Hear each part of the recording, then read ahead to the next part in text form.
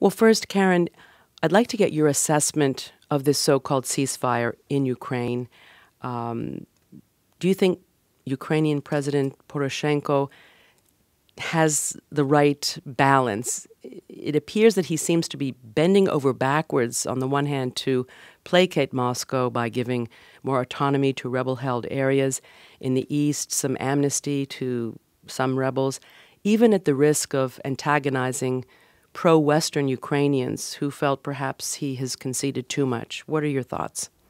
So there have been various elements of U.S. policy, and I would argue it's been a shared U.S.-European policy toward the Ukraine crisis over the past several months.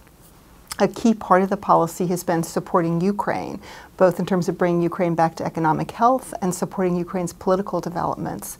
A second key part of the strategy has been punishing Russia for its illegal annexation of Crimea and for the instability it's been provoking in the East, which you referred to in your opening remarks, and also isolating Russia, and that would be reconstituting the G7 and no longer having a G8.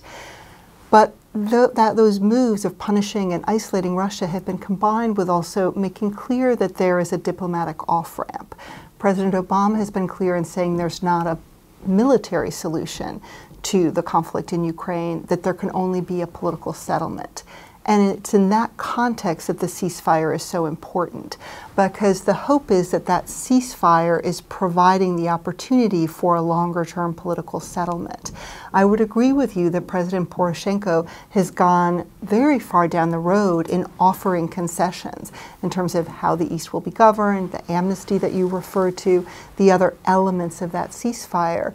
And the hope is that that can be the basis for a durable political settlement.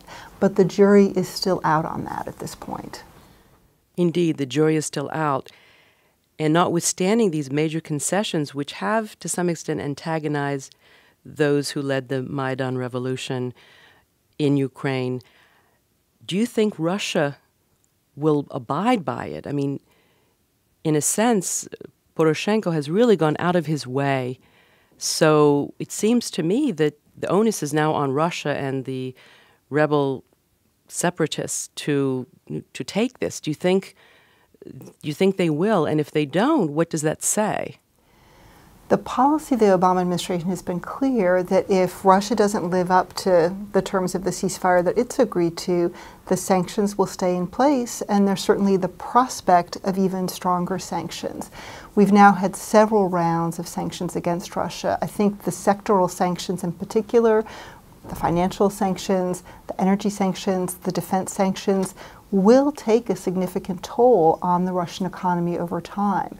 So I think if you take a long-term perspective, there's no question that the U.S. and Europe and ultimately Ukraine are in a stronger position over time.